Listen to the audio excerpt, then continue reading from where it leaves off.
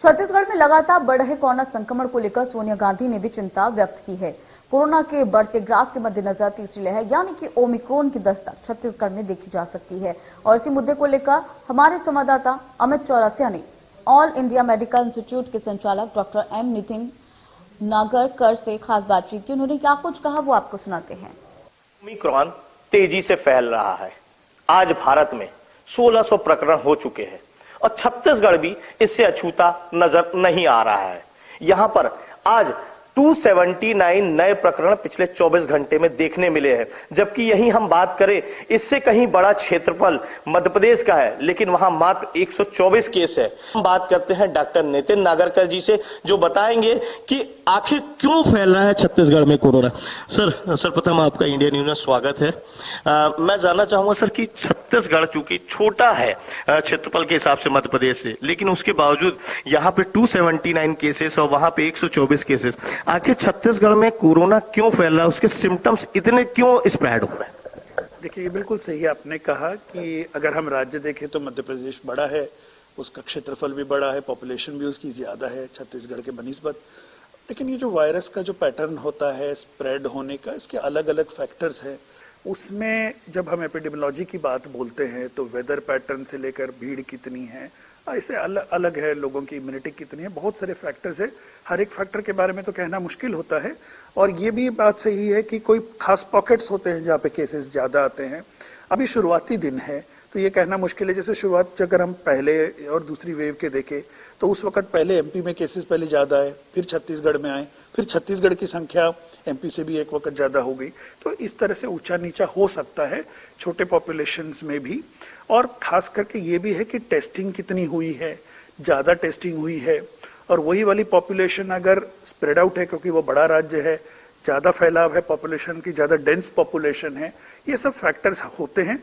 बस थोड़ी परेशानी की बात यह है कि दोनों जगह केसेस बढ़ रहे हैं। सोचना इसी के बारे में है, सोचना इसके बारे में है कि हमने 2 लहर देखी हैं और हम जानते हैं कि जैसे दुनिया भर में कभी तीसरी चौथी पांचवी लहर भी बहुत सारे देशों में आई है और अभी चल भी रही है। तो हमको खास करके इसका ध्यान रखना है कि संख्या बढ़ रही है तो उसको रोकथाम में जो भी, चाहे वो वैक्सीनेशन हो या फिजिकल डिस्टेंसिंग हो, भीड़ वाले इलाके में नहीं जाना है, कोविड अप्रोप्रिएट बिहेवियर जिसके बारे में लगभग सबको जानकारी अब है, उसका तरीके से पालन करना। तो मेरे ख्याल से ये ज्यादा हमको इसके बारे में अब सोचना पड़ेगा। इसके लिए अगर बात करें जन जागरूकता तो अपनी तरह से जिला प्रशासन, स्वास्थ्य विभाग सभी कर रहे हैं, लेकिन लोगों में लापरवाही, बेपरवाही देखने मिल रही है। क्योंकि जिस तरीके से लोग अब उत्सव को मनाने लगे, त्योहारों पर एकदम लापरवाह नजर आ रहे हैं, बाजारों में बहुत भीड़ हो रही है, लोग मास्क नहीं पहन रहे हैं, सैनिटाइजेशन का उपयोग नहीं कर रहे हैं, साथ ही यहाँ पर सोशल डिस्टेंसिंग का पालन नहीं कर रहे हैं। क्या इसे एक महत्वपूर्ण कारण माना जा सकता है? देखिए, ये बिल्कुल सही है। हम चाहेंगे कि सावधानी बरतनी जरूरी है। सरकारें लगातार इसके बारे में मैसेज दे रहे हैं। गवर्नमेंट ऑफ इंडिया से भी हमारे आदरणीय मंत्री जी जो है और सेक्रेटरी साहब जो है वो भी लगातार स्टेट गवर्नमेंट्स को भी बता रहे हैं और स्टेट गवर्नमेंट्स भी इस पर लगातार पहल कर रहे हैं।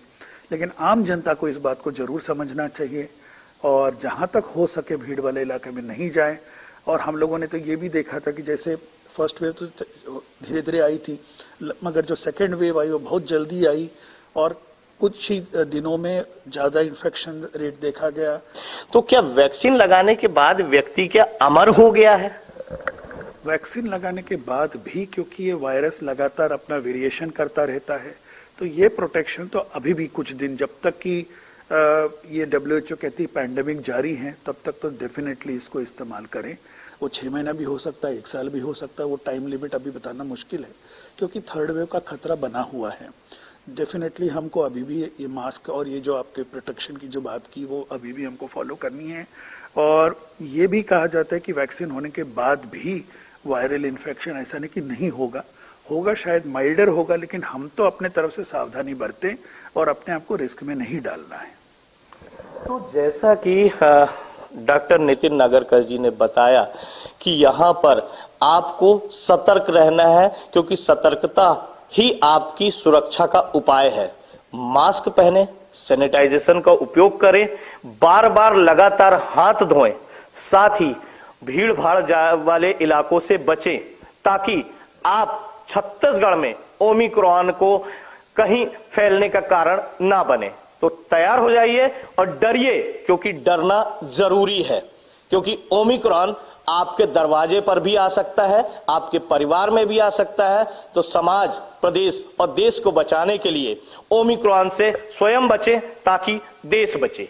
कैमरामैन सोमदत्त साहू के साथ अमित चौरसिया, इंडिया न्यूज, रायपुर। चलिए फिलहाल रुकेंगे छोटे से ब्रेक के लिए।